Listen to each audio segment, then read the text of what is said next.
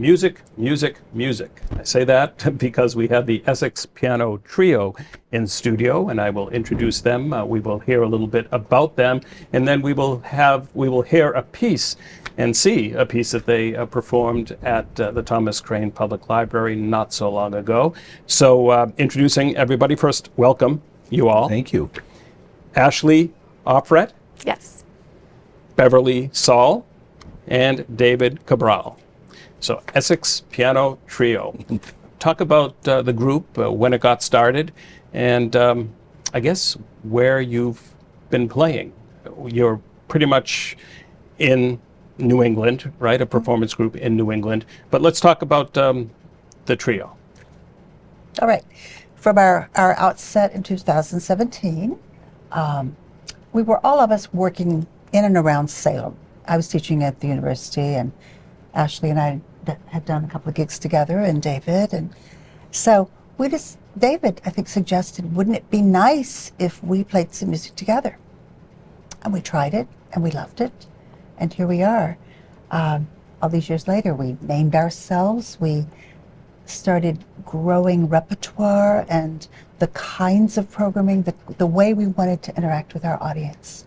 And so it's been a journey through the pandemic, and even now we're still growing, and we love it. So how did you decide on the name? I think that was my idea. Simply just because all three of us live in Essex County in Massachusetts. I live in Lynn, Ashley lives in Salem, and Beverly in Rockport. So you had mentioned that you are a teacher. Mm-hmm. So talk about, and I'll ask you all to talk about your background maybe prior to the Essex Piano Trio. Well, I've lived all over the country and been a college professor of sorts or an arts administrator at one institution or two institutions as well. So there was always music as part of who I was, as part of who I was interacting with. I accompanied lots and lots of young singers and instrumentalists. I taught history classes. I wrote a book on William Grant Still. So I'm immersed in music, but to be immersed in chamber music like this is a special world. It's different from the other things. David? Unlike these two, I actually don't make my living in music. Even though I consider myself a professional musician, I work in medicine, in pediatric cardiology. I'm an ultrasound tech. And so that just gives me a balance between, making a living that has a little bit more security for me, but then making music that, the kind of music that I want to do, and the collaborations. Ashley? As Dave said, I do make my living as a musician. I have a studio of students that I teach. I do violin, viola, and piano, and I freelance. So I do, other than the Essex Piano Trio, I do a lot of orchestra work all over New England. I'm in Rhode Island, I'm in New Hampshire all the time, so.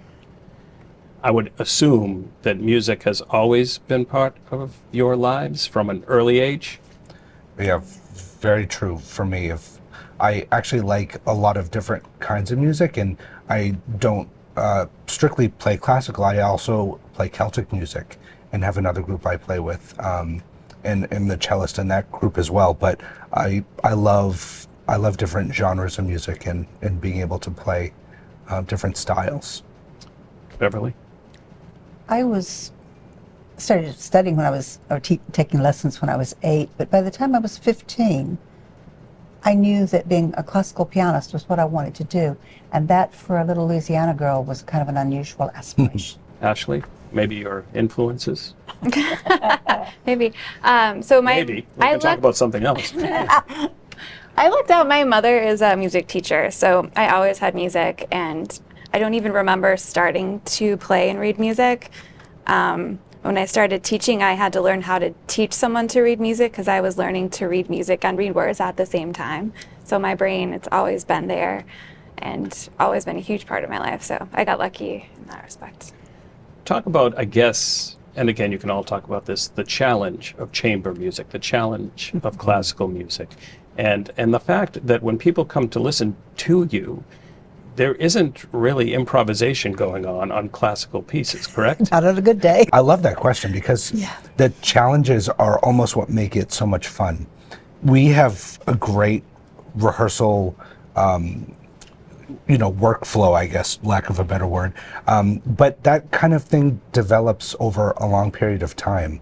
I think, people can get together and play chamber music, but when you get together regularly with colleagues and friends and you have a similar approach, those challenges become really interesting and a lot of fun to work through. We have, actually, the three of us have very different approaches to the music. Some a more technical approach, some a more emotional approach. But I think the collaboration between the three of us worked so well. And that's why I think our performances are so much fun to listen to, but also to watch too, because of the chemistry we share. Talk about that, Ashley, and maybe where you fall on what Dave just said. Yeah, well, listen, I'm definitely the more technical one, constantly critiquing Dave, like, make sure you vibrate on that note. But I do think that's maybe the mathematical part of it that you were alluding to earlier, where it's that part of my brain kind of kicks in the rehearsal, and maybe also my training more as the orchestral musician. So that is very much about being so precise with the rest of your group. So I hear that first, and then playing with you allows me to express myself differently and scratch a different musical itch, I guess. It's true. And having played together for so long, we've kind of gotten used to how each of us approaches, and we give each other room for that. So there's room during rehearsals for talking about technique, and then we make room for talking about music and what it means and how you feel about it. So is it safe to say, or a possibility, that you might have three talented musicians that don't play together often, that don't quite connect? You hear recordings by very famous people playing beautiful pieces, but without the love of the piece and the love of the partnership. And that doesn't make them less wonderful, but it makes it a less homogenized, unified Right. creation. Let's talk about the upcoming concert at the Thomas Crane Public Library. do. Y'all will be there on March 3rd, and you will play from 3 to 4 p.m. Talk about the program. You want to take that one since it was your Oh, sure, why not? your baby? Well, it didn't start out as my baby. Ashley wanted to play the Actually, Brahms that's true. Opus 8. And it's huge. It's a fabulously wonderful work. But it needed context, and we didn't want to play another massive work with it. So I started thinking of the concept of paying it forward, because that's a big term we've run into a lot in the pandemic. But Schumann, one of the masters of his time, mentored the young Brahms, who then mentored Dvorak.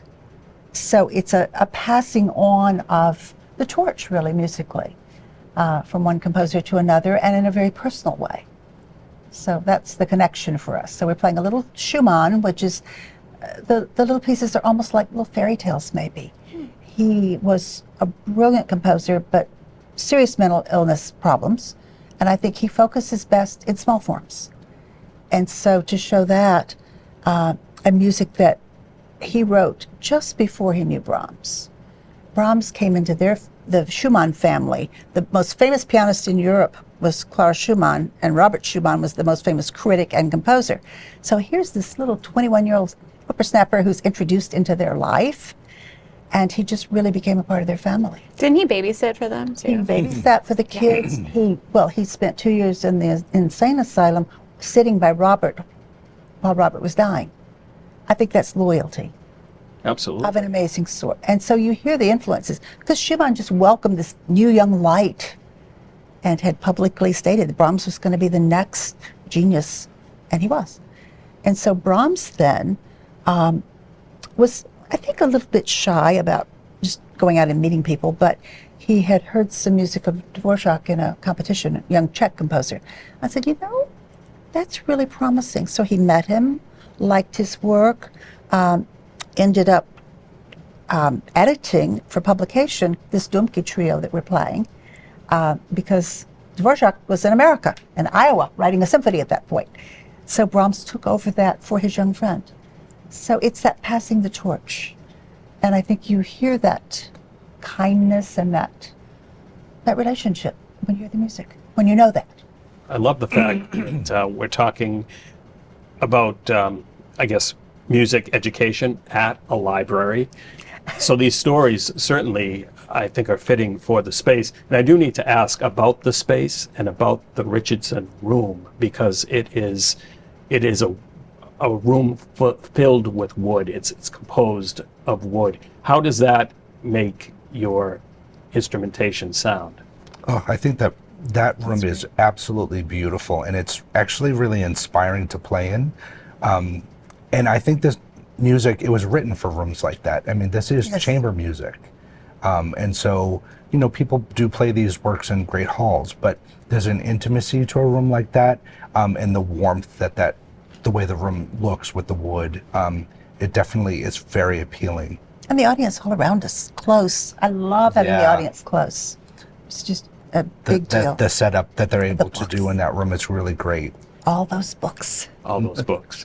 It's such an interactive experience. Yes. Again, the music and then the explanation of what the folks are about to hear. And they I say that listen, because and they I've respond. been to your concerts, and they respond, absolutely. Well, I want to thank you all for joining me today, and I know it will be a fantastic concert at the Thomas Crane Public Library. But for folks, now there's a special treat. We will actually have for you a performance that the Essex Piano Trio played at the Thomas Crane Public Library not too long ago.